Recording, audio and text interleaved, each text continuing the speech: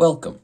In this video, I will demonstrate how one can show that the Curie-Weiss temperature for a paramagnetic system is identically zero.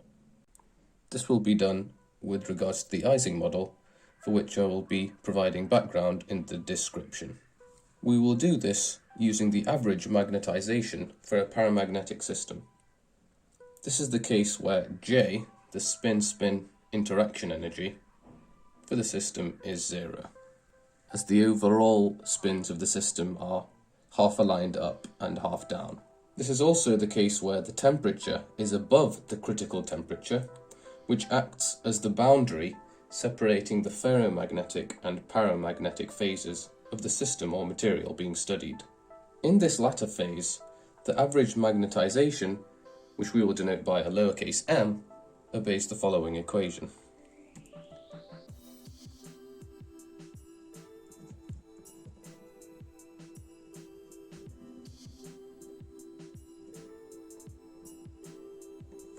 The average magnetization m is equal to hyperbolic tan of beta b, where beta is equal to 1 over the Boltzmann constant times T, the temperature of the system. You may note that this is not a transcendental equation, as you can compare it with the transcendental equation as an aside, which is given by this expression.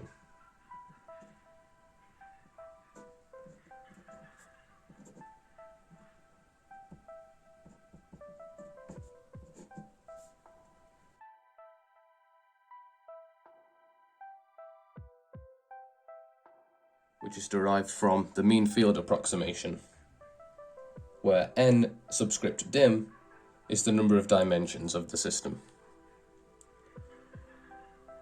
If one exposes a ferromagnet to temperatures greater than the critical temperature, one finds that the magnetic susceptibility obeys the Curie-Weiss law, which I will put CW law for short,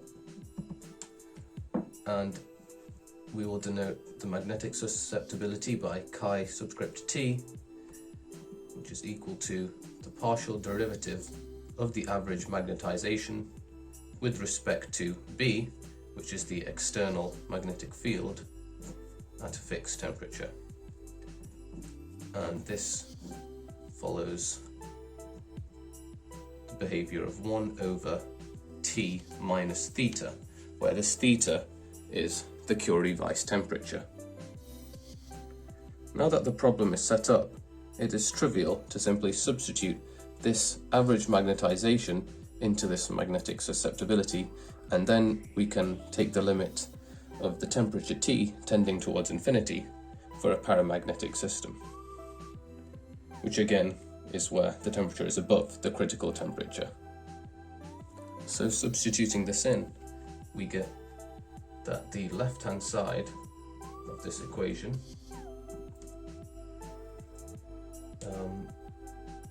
which is the partial derivative of m with respect to b, is equal to the partial derivative with respect to b of hyperbolic tan of beta times b. The derivative of the hyperbolic tan is the following.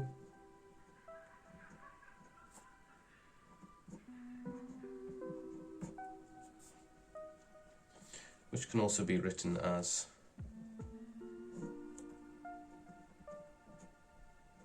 one over the hyperbolic cosine function. Then if we want, we can substitute in the definition for beta.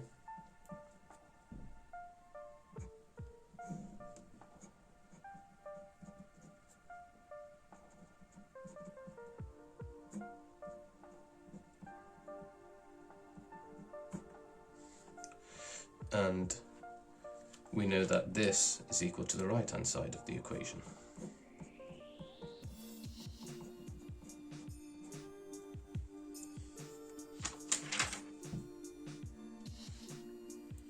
Then we can take the inverse of this, since both fractions have a 1 as the numerator. We can invert this equation to get, and I'll also swap the sides.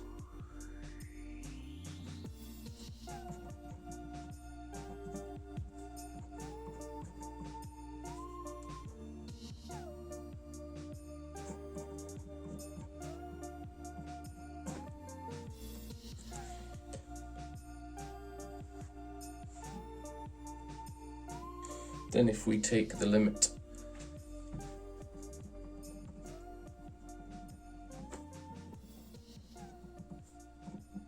t towards infinity, then we know that the argument of the hyperbolic tan will tend to 0, and hence, the hyperbolic cosine, and hence this term here will tend to 1.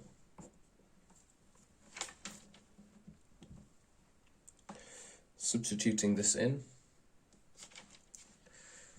and rearranging, we have theta is approximately t minus kbt, this term which went to 1. So it's pretty much like infinity minus infinity, which will tend towards 0.